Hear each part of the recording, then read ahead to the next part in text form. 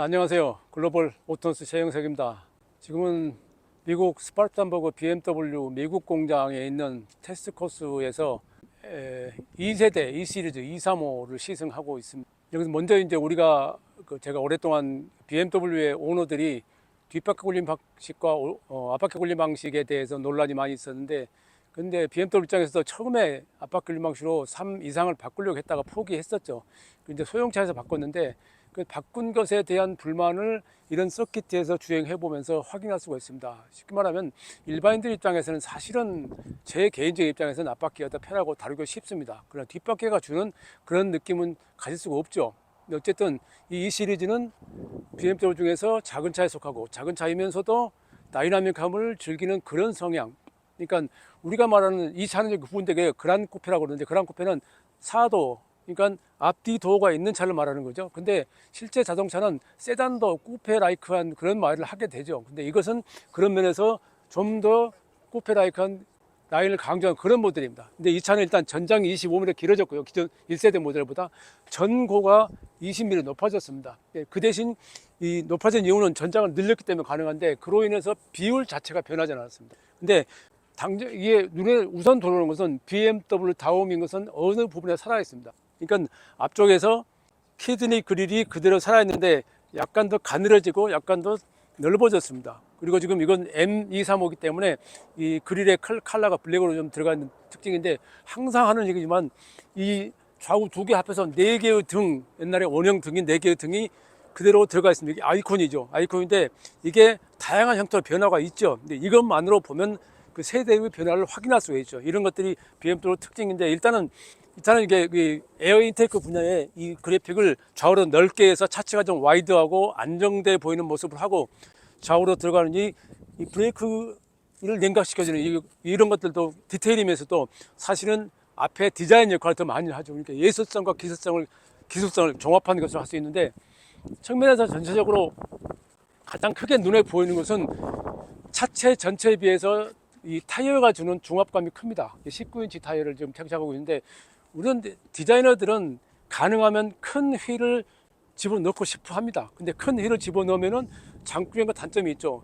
연비는 나빠지는데 안정성은 좋아지죠. 이걸 두 가지를 겸비해야 되는데, 지금 이번에 나온 차들은 재활용 물질을 많이 사용한 것들이 휠 물론이고 모든 분야에서 다 있다고 지금 얘기를 하고 있습니다. 뒤쪽에서는 약간 노즐이 약간 높아졌는데요. 높아진 게 이게 이제 샤크 노이즈라고 그러죠. 샤크 노이즈라고 그러죠. 앞으로 다 옛날에 지금 웨지라고 그랬었죠. 웨지형을 좀 강조하기 위한 것인데, 다만 이제 이 테일램프가 브레이크 바뀌는데 흔히 말하는 BMW 아이콘 L자가 좀 다른 형태로 보이고 있죠. 이게 우선 저기 그 말하면 느낌이 뜨는 게, 이 차가 235라고 숫자가 되어 있는데요. 과거에는 같은 크기로 235i가 붙었는데 이제 전기차하고 혼돈 때문에 i자를 빼고 앞으로는 235로 그대로 쓴다고 합니다. M은 여전하고요. 이게 실내에 들어가서도 기본적으로 앞에 스태치 같은 경우도 세 가지 색깔 집어넣어서 이게 BMW M이다 하는 그들의 헤리티지를 강조하는 그런 형태의 디자인을 하고 있죠. 어쨌든 한 가지 더, 이 측면에서 여기에도 일자가 음각으로 지금 들어가 있는데요. 호프마스킹 마지막에 이걸 집어넣어서 또 다른 액센트로 사용하고 있습니다. 이것도 하나의 아이콘으로 되지 않을까 생각을 합니다. 어쨌든 전체적으로 변했으면서도 변하지 않은 것 같은 그런 스타일이죠. 변하지 않은 것 같으면서 확실히 많이 달라진 그런 것이죠. 가장 많이 달라진 것은 전체적인 비율. 앞뒤 오버행이 짧은 것은 분명하고요. 그 짧은 만큼 안에 캐빈의 넓이가 제 느낌은 조금 넓어진 것 같습니다. 특히 뒷좌석의 공간이 좀 넓어진 것 같습니다. 그렇다면 이 차가 단지 퍼스널 쿠페가 아니라 패밀리 쿠페 될 수 있다, 이런 생각을 합니다. 이게 많이 변화가 있고 앞으로 기존 모델보다는 더 인기를 끌 것으로 예상이 됩니다. 자, 실내를 잠깐 들여다보겠습니다. 일단 그 M다운 그런 실내 시트라든가, 일단 인조 가죽하고 요즘은 이제 BMW가 인조 가죽하고 그 재생 가능한 재질을 많이 쓴다는 걸 알 수가 있는데, 전체적인 구성은 크게 다르지 않죠. BMW 다 하는 것이 강조되어 있고, 이게 항상 이제 BMW 타지 않은 사람들하고 타보았던 사람, 타고 온 사람들하고 느낌이 많이 다른데요. 이게 여기 보이는 디스플레이 창에서 그동안과 많이 내용이 달라져 있습니다. 지금 당장에 워낙에 짧은 시간에 지금 시승상 주어져서 모든 걸 설명을 할 수 없는데 많이 달라져 있죠. 근데 기본적으로 이 센터 콘솔에 있는 내용도 사실은 이게 제 기준으로는 굉장히 바뀌었어요.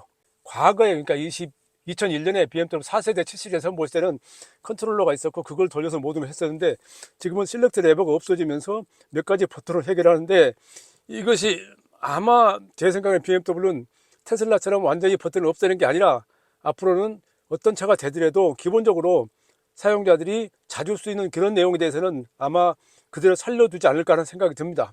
이게 그 아마 예를 들어서 메르세데스 벤츠가 EQS의 앞 얼굴을 기존의 모델과 비슷한 형태로 바꾸는 그런 것과 또 같죠. 사람들은 굉장히 새로운 것을 원하는 것 같으면서도 또 그 변화를 거부하는 면이 있단 말이에요. 그게 그런 것들이 자동차에서 많이 나타나고 있습니다. 특히 이제 이 대시보드 위에다가 스티치를 넣은 것이 있는데 스티치 색깔도 BMW M 브랜드 색깔을 넣고 있죠. 네, 이런 것들이 사실은 그 헤리티지라고 하는 면에서 이 유럽의 아이콘을 중시하는 자동차 회사들 가장 특징적인 면 중에 하나입니다.